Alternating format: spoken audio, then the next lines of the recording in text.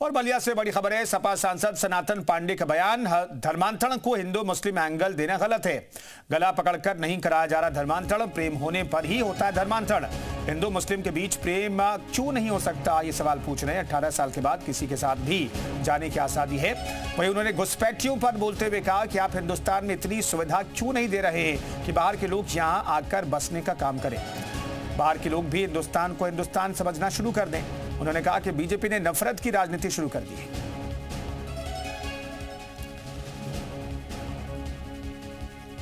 धर्मांतरण पर क्यों जाते हैं? धर्मांतरण जो एक जो होता है, कहीं सुनते हो तो भी तो प्रेम है।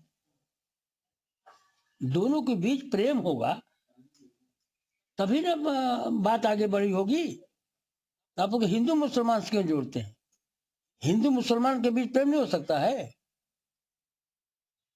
और धर्मांतरण किसी को गला पकड़ के तो हो नहीं रहा है।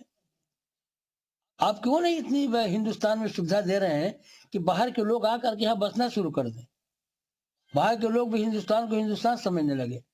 धर्मांतरण के नाम पर सिर्फ ये शोषण कर रहे हैं किसी विशेष समाज का। इस बात पर कि मेरी बेटी 18 वर्ष में मैच्योर हो गई और उसे आजादी आपने दे दिया तो कहीं किसी के साथ जा सकती है, तो उसका जो पटदार का भाई भी हो सकता है, अन्य जात के लोग भी हो सकते हैं।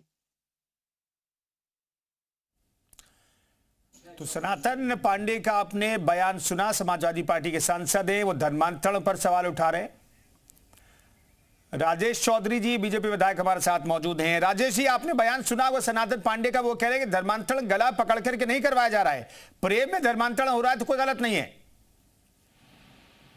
देखिए, समाजवादी पार्टी का इतिहास रहा है कि गैर सनातनी काम करना। उनका नाम सनातन है और लग रहे हैं वो सनातन के विरोधी।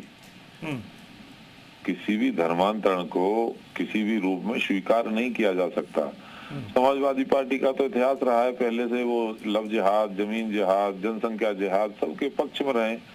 मुस्लिम तुष्टीकरण नीति करने वाली पार्टी के सांसद से यही अपेक्षा की जा सकती है। किसी भी स्वरूप में धर्मांतरण को भारतीय जनता पार्टी स्वीकार नहीं करती है। कैसे हो जाएगा धर्मांतरण इस तरह से? भोले वाले लोगों को बहका करके, गरीब लोगों को बहका करके, उनको प्रलोभन दे करके, धमकी दे करके, डरा धमका करके भी होता है तो कल उसका भी समर्थन करने लगेंगे समाजवादी पार्टी के लोग। इसलिए मैं इसकी निंदा करता हूँ। ये घोर निंदनीय है। किसी भी रूप में समाज में धर्मांतरण को स्वीकार नहीं किया जा सकता। शुक्रिया राजेश जी, इसी मीडिया से बातचीत करने के लिए आपका।